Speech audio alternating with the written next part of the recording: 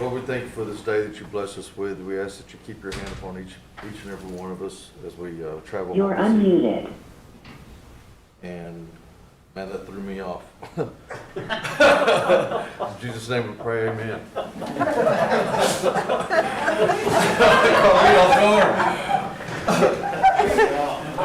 All right, we're drawing names, and I think the limit is $75. And you can always stop at Dillard's. Yeah. So, Shelley, would you call order, would you do the roll call? I think you had it right the first time. Here, Oh, I got two. Wes Snowfire, Honey? Harley Buzzer, Joe Bird, Honey? Juliet Hope, Here. Sean Crittenden, here. Joe Deere, On it. Mike Robbins, Here. Peyton Duncan, Rex Jordan, Here. Daryl Legg, Here. Dory Penskowski, Here. Mike Shambaugh, Here. Mary Bakershaw, Leo Smith, Denise Taylor, Here. Victoria Vasquez. We have a quorum. Thank you. May I ask if call-in user would identify?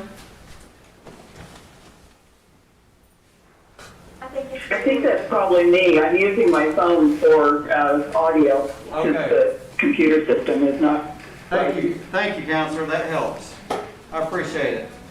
All right, we have, we need somebody to make a motion to approve the minutes. Motion approved. Second. And all in favor say aye. Aye. Thank you. We have reports. Diane Kelly, would you please tell us all the good that you know? Thank you, Mr. Chair. I just would like to wish everybody a happy holiday and say that we're very pleased to share with you our education and training report for this month. It's pretty well broken out from alternative ed to highlights of some of our students that are in our health program. And it also is broken out by our vocational rehabilitation program. And then on the back, we've highlighted our SLU Readiness Act program, our lineman class. We'll be starting our third class in January. We've got our first class getting ready to go out on their last practicum, and they'll graduate sometime in January, the first class will.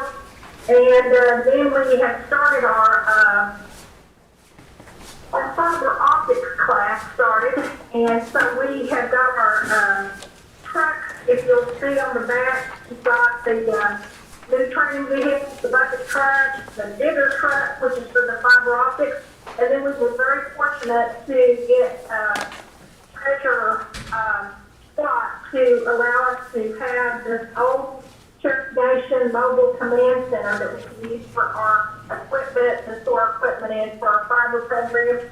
And then we've also put our two mobile learning labs there, so you can see that we will have after the 1st of December. We are located out at the, where Kevin Stretch is located. He's in the brick building, what was the old nursery out west of town.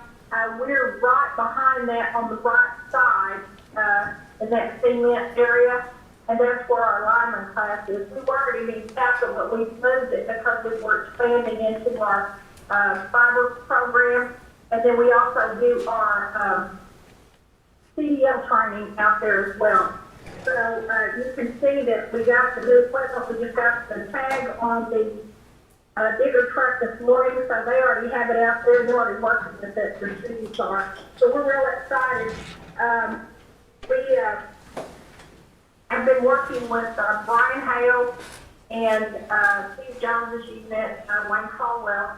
We were going to go after a H-1B vocational training health career program through the Department of Labor, and we were going to partner with Carl Albert Junior College, but after we started working on it, we only had a short window to get it done, so we decided that we could just wait and maybe do something next year. But we are still working with Wayne and Brian with our program, and one of the things that we did recently is we identified all of the training programs that were health related that we've trained people for the last 2 years. I've sent that information to Wayne, and we're going to put together a flyer and then to identify all of the health positions that are open and send that information out so that we can recruit some of our trainees and Cherokee that may want to come back and work for us. Even if they're gainfully employed, they may want to come back and work for us because of our benefits. So that information will be going out shortly. We will be starting our second certified medical assistant class after the first of the year. We've got a graduation coming up, I think in February for the first class, and we're real excited. A lot of our training centers around health because that's where a lot of the jobs are right now. And I know that you've heard from Steve and the OSU Medical School, so we're trying to make sure that we have a lot of nursing positions ready to go because of the COVID pandemic. So we're working on our end to make sure that we have people trained. This past week, we had to shut down one of our offices up north because of the COVID, and the employees will be coming back to work this week. There's going to be a deep cleaning tomorrow of that office, and we'll open it back up to the public probably. So, do y'all have any questions? Counselor Shaw. Hi Diane, how are you? I'm good. Diane, I was real excited to read that you have an RN scholarship program. How would someone find out information about that? And since you're doing and since you are 6 attend Connors and then 1 attends Northwest Arkansas, is that open for at-large citizens? It is. And how would one get in? Anybody that, no, we go out, I'm sorry. It depends on the program. If they come in and we take an application on them, if they're a border, like for instance, if they border one of the counties, some of our programs, Councilwoman Shaw, will allow us to go inside that whole county as opposed to the border. So in other words, if you were in Muskogee, and some of our programs, we can assist you even if you live in the whole county in your Cherokee. Some of our programs are Cherokee specific, some are Indian related. So they have to come in and make an application and let us determine the eligibility. So we've got several programs that a person can qualify for. Okay, thank you so much. And that would be Jan Brogan, if they're interested in our nursing program. You can contact Jan, she's at Southgate, she's in the same building with George Roach and Jeff Vance. Jan Brogan. Are there others with questions? It's a little hard to see from this viewpoint necessarily, so. Hey. No other questions? All right. Well, Diane, one question. I don't know what's going on, but you get to go back to doing the good work you do. Thank you. Well, thank you, thank you. Director Bunch?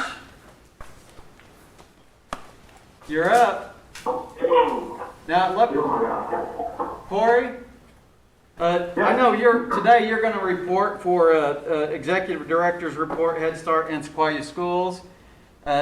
If it's possible, could you conclude your Executive Director's portion and allow us to ask questions, and then go to Head Start and allow us to ask questions, and Sequoia and allow us to ask questions on each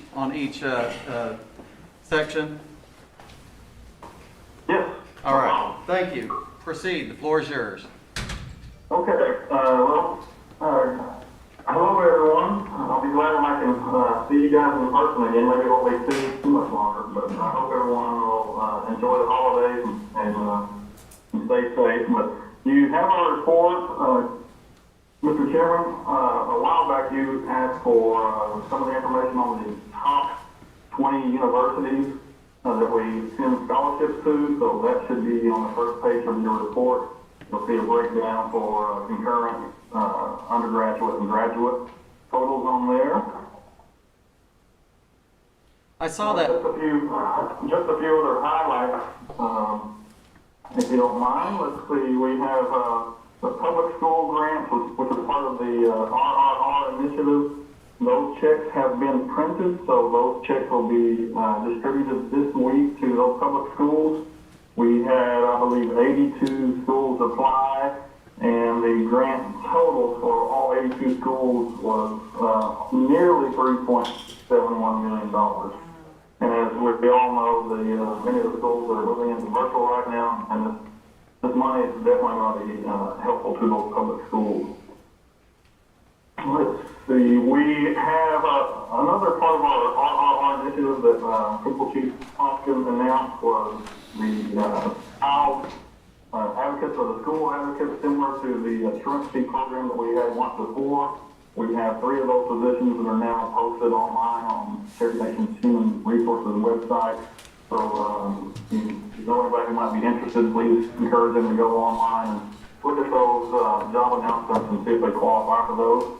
We'd love to have several applicants so we can get the best people available to help out with our schools. One recent, another announcement on RRR was from MT's group's been helping, and specifically Travis Nolan. Travis helps us a lot in education, so I'd like to give a shout out to Travis. But you'll see a survey on Cherokee Nation's main website, and you'll see a yellow box. The survey is for parents at home and citizens to see if they'll qualify for hotspot or Wi-Fi connectivity at home for those school children who may not have it. So please encourage your constituents to log online and complete the survey, and it'll tell them if they qualify for a further application to apply for those free Wi-Fi hotspots. And I believe the service will be up to a year if they're able to receive those. So that's we know. There's a lot of issues with connectivity out in the 14 counties, and this will give students and parents greater access to virtual learning. We've recently been taking in the MVT count for our card tag count. I think we've gotten just about every school except for maybe 4 or 5, and we've been touching base with those, letting them know to please get those in as soon as possible. And those counts are based off of their October 1 student counts each year. So we're looking forward to getting all those counts and being ready for the spring car tag event. I mentioned a while back that I was able to be a part of a small group for the State Department of Education to interview for their Executive Director of American Indian Education opening that they had, and we were able to select a Cherokee citizen. So Jackie White, some of you may know Jackie, she's a longtime public school person. But Jackie White will fill in the role of Executive Director of American Indian Education for the Oklahoma State Department of Ed. So it was terrific that they allowed us to be involved in that, and that we were able to find a Cherokee citizen for that post. Chairman, you want me to go on to Victoria School, correct? That's the conclusion of the director's report, correct? Actually, I got one more announcement. Let's see, we have on our college resources, our funding for the fall 2020 is complete. And we're taking the SOL applications as we speak. So far, we've received 34 of those applications for the SOL. So if you know students who are about to graduate this fall, please let us know and have them fill out the application for that SOL. The concurrent enrollment application opened on October the 1st, and that will close on December the 28th. And this will be for the spring semester. Again, that's the concurrent high school enrollment application. It'll close on December the 28th, and that's for the spring semester. We've also been busy in our college resource centers developing virtual information and resources to be able to share with schools. So look forward to that information coming up shortly. We'll send that out once we get that complete. And that's it for the executive director's report. I have just a couple of things for Sequoia. Okay.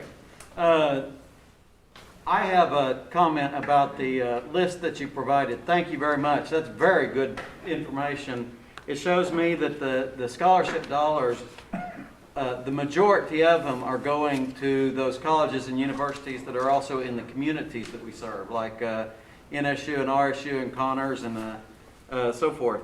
And that means those dollars are going back into those communities, into the local economies. So that's really good information. Thank you. Councilor Crittenden, I saw you had your hand up. Hey, Corey, where are we on the old tech grant? We're about to wrap them up.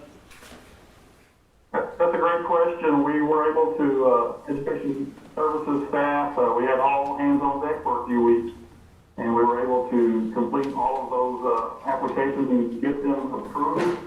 We still have a few that need corrections for addresses and such. Let's see, the checks are going to be rejected for us if their addresses aren't correct. But we're working with IT and finance. I believe they're sending out another batch of payments on those this week, is what I've been told.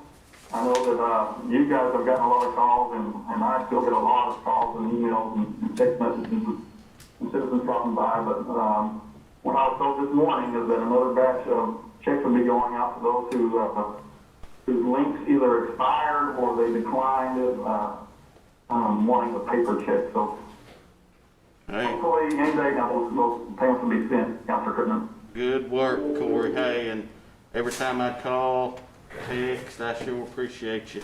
Man, that was great. Hey, also just curious, Stillwell School went virtual this week, and they sent out some of the MiFi machines, and those had like a limited data for the day. Is the nation's going to be kind of like that, or are they just kind of going to be unlimited, or how's that going to work? That is a great question. I'll have to find out the answer to that. I know that many of them are a limited amount of gigs. So I don't know if Chief of Staff is in there with you guys or not, but he can probably answer that question better than I can. Of course, the important thing is those kids have, enough data, to cover their classes, of course. And I thought that was interesting the way they were doing that. Chief of Staff, can you expound? Yes, I can. So it will be unlimited. Wow. Data services. It will be good for up to 1 year. So we're encouraging. So that survey is twofold. One, it lets us know where we need to invest more in the future as far as broadband technology and other resources that we're providing. But the immediate need that it handles is if that household does not have access to the internet, or limited, or they're having issues, they may be eligible for that MiFi device, in particular for those students that are struggling to immediately go to a virtual setting. So those devices, we will monitor those and filter those so it's still compliant with the Child Internet Protection Act, the SIPA. So it's not unrestricted, so we are going to make sure that the usage is appropriate. And then we'll be tracking based on addresses. If we see that the household is using it for Netflix or streaming movies the whole time, we may throttle that back because we really want the household to use it for education, for access to their healthcare system records, for job searching. But if they're exceeding that capacity, we may ratchet that back and let them know, hey, we're ratcheting back. If you start to use it for more appropriate resources, we can bump it back up. And that's a great deal. They, of course, we're faced with the virtual right now. That's the main objective. But, sending kids home with work, some that don't have the internet are at a disadvantage just to look up what we might be talking about that day. And like you said, access to the health website, job website. Variety of resources that we think the whole household could use as well. That's going to help old Adair County. I'm sure everybody else thinks. So thank you. Thank you, Corey. Councilor Nofire? Hey Corey, did you say we had already processed all the school applications for the additional assistant money that we have? Was that the school grant? Is that what you're? Yeah, the school grants. Yes, we have. There were 82 applications, and the great news is that everybody will get something. Some will get the full ask, and some will get another amount. But we're able to help each school district. Okay, when will our school districts know what they're getting or what they'll be receiving? They should, some of those checks, I think, went out in the mail today, so maybe within just 2 or 3 days.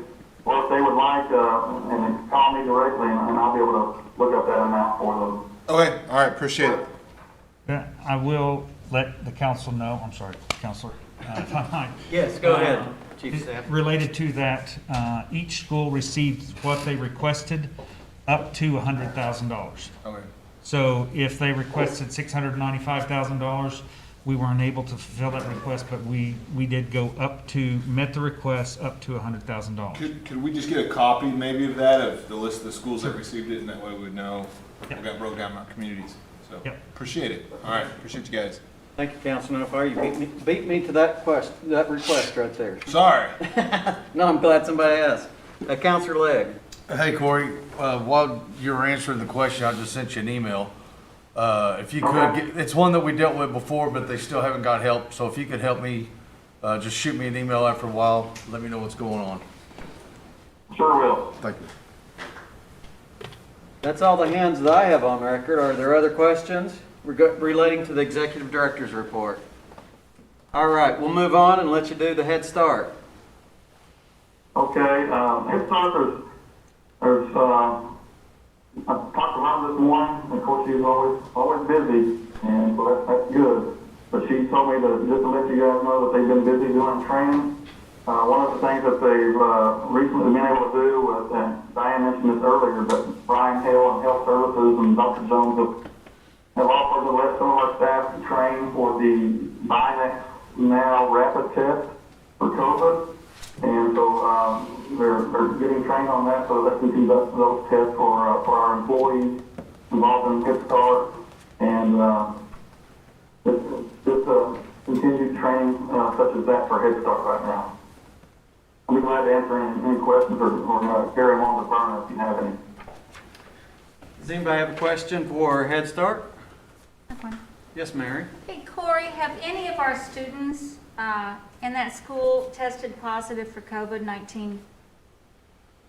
Not that I'm aware of as far as students, but I know that we've had parents and others who had COVID.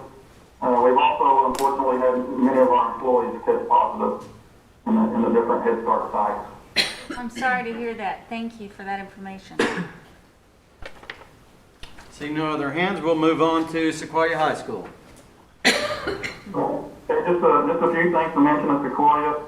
Also, Brian Hill helped us out, Master Grant and others, with training for conducting the Binex Now rapid test. Our students are back on campus as they were in the beginning of the school year, freshmen on Monday, sophomore on Tuesday, juniors Wednesdays, and seniors on Thursdays, and then others can schedule in specific time on Fridays as needed. But our teachers they're there each day helping kids, still doing lessons. We've got a really good process down for that COVID testing of our students and our staff weekly. We've already conducted almost 1,200 tests in just a few weeks' time. We have had some positives, and we've got a very good process in place for letting parents know and getting some quarantine of those students. So we're doing very well with that. Our fourth quarter started actually today for this first semester, and that'll end on December the 18th. So that'll be our first semester already down at Sequoia School this school year. Some of our students will be able to participate in an ACT math prep session, and that's being done virtually. And this was provided to our students at no cost by the Cherokee Nation Foundation. So we want to say thank you to Janice Randall for helping us get that paid for our students at Sequoia.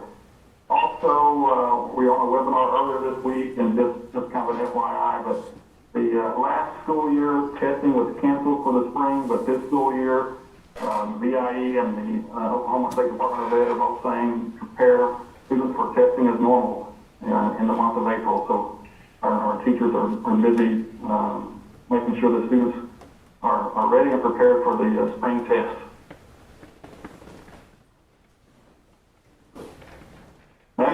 concludes my report for that.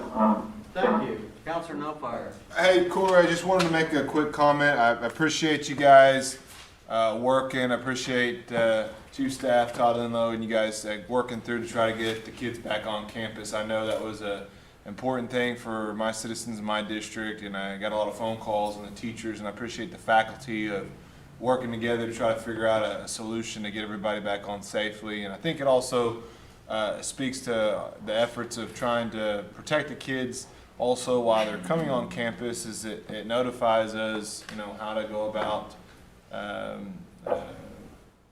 quickly looking at who came in contact with it. And so I think it's a very good step forward. But I know they're all excited about it, and I think it's definitely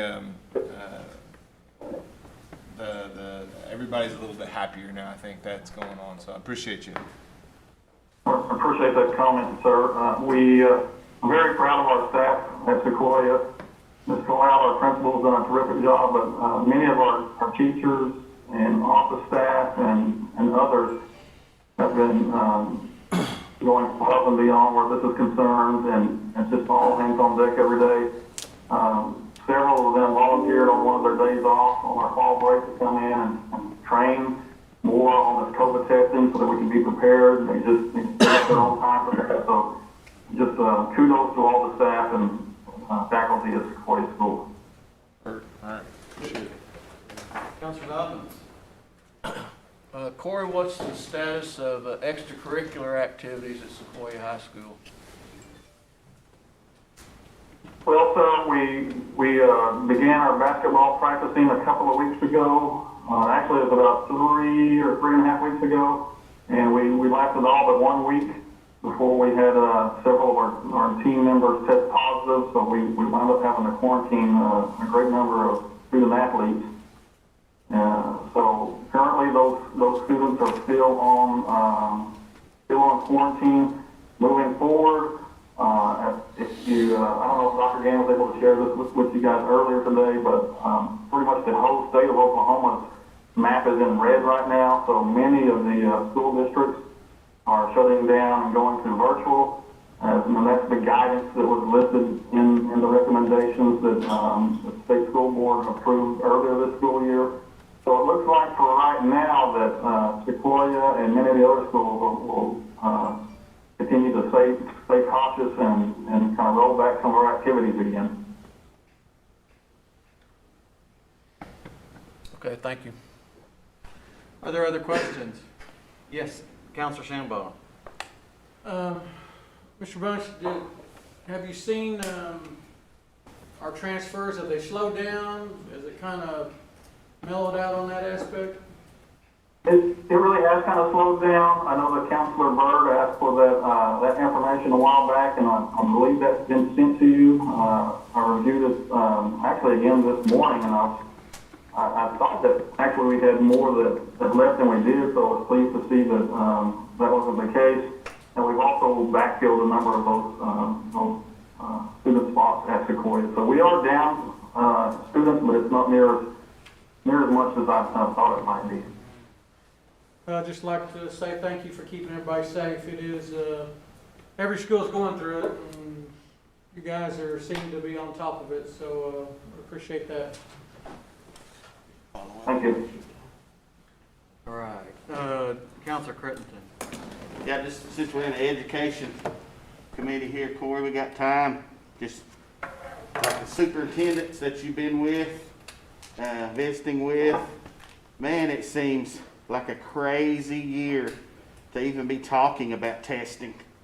You know, to me, it seems like we're Sequoia and the different Adair County schools that I speak for sometimes, Katie and I, we're going to step up to the plate. You know, we're not afraid of it, but man, it seems like they're setting up students to fail. You know, talking about this year as a whole, it's been crazy. What's some of those talks you've been hearing, Corey? Is it something like that, or? It definitely is. I'm involved with several different groups of superintendents weekly. One is, two is actually our statewide group that I listen to and participate in each week. Many of the superintendents feel the same, that although we understand the need for testing, we also understand the need for a good baseline, and since last year's testing was called off, they're hoping to use, the federal government and the people at the State Department of Ed are hoping to use this year's spring testing as a baseline. But as we all know, especially if you've been in the classroom, Counselor Crittenden like yourself, this year is not going to be a very good baseline because of all of the ups and downs with virtual school. So I'm not really sure if they will reconsider as we get closer to that springtime testing period. But we all know that testing puts a ton of stress on both teachers and students. So hopefully, as we get a little bit closer, some more consideration will be given to that. Right, and I think if they let the educators know, you know, I can kind of see a baseline thing. You know, in the world we're living in, nobody knows, you know, what next year's going to hold. So if they'll just let educators know that, hey, this is a baseline thing, everybody understands what you're going through, I think it'll be accepted more. But anyway, buddy, man, you're doing good up there. Thank you. Thank you. Mr. Shambaugh, one more time. Real quick, to expand upon what Councilman Crittenden just said, I've had several constituents, I've actually had to go to their house and deal with some issues with parents have had to keep their kids out of school because of health risks from COVID, because they live with their grandparents or their parents live with them. And people are not educators. They are, and they're having to teach their kids, and they aren't educators. And I'm just telling you, it's not my words, it's their words. Yeah. And you know, and they are struggling. People are struggling. And even a very good friend of mine who has a high position in the city, and she's very intelligent, she said, you know what? I struggle with my kid almost every day because we have internet problems, because everybody's on the internet. The internet's slow, so they get half a lesson done and it goes off. And then it comes on, it goes off. She said, I am not going to make my kid sit all day long try to do a lesson. And I've had other people that say, I can't help my kid because they're ADHD and I cannot get them to pay attention at home. And actually they're wigging out. I mean, because they can't get their kids to do the work. And I can tell you, I'm not a teacher. I am so glad I didn't have to do this with my kids because I don't know if I had the patience. And most people don't. But that's becoming a big problem. And a lot of the calls that I'm getting is they can't do it. I mean, they're not teachers. I mean, and I hope that, you know, like Councilman Crittenden said, that, you know, a lot of this is going to have to be taken into consideration because they're not being taught by teachers, a lot of them, and it is difficult for people. Well, I certainly agree, sir, and I hear that all the time from teachers all around the different districts and from the state and parents that it goes really both ways for the teachers and for the students and the parents. Some of the teachers are struggling, you know, with this virtual learning as well. But definitely, I believe I spoke to a constituent in your district not long ago, and she was having a very, very tough time. I talked to her for probably 30 minutes to an hour trying to calm her fears a little bit as best I could, but it's a very real situation. I feel sorry for a lot of parents right now. I'd like to say thank you too, because I know what you're talking about, and you guys took care of a big problem that we were experiencing, and I'd like to say thank you for that. And it was after hours, so really thank you for answering your phone. Are there other questions? Corey, I think you and your staff truly do deserve kudos right now. This has been an extraordinary time for education. My daughter is an educator, pre-K teacher in the Dewey school systems, and it is very stressful this year to be in education. It's very stressful for the students. It's stressful for everybody. And for you to lead with integrity and lead with your chin up and show the people the honor that you do is very admirable right now, and we're so happy to have you at the helm right now. Thank you again. Anything else? Thank you very much. Well, That's all I have. Good deal. Well, I don't see any old business pending. I don't see any new business pending. And our next meeting is scheduled for Monday, December 14th at 3 p.m. I need a motion to adjourn. So moved. Second? Second. All in favor? Aye. Sounds good to me.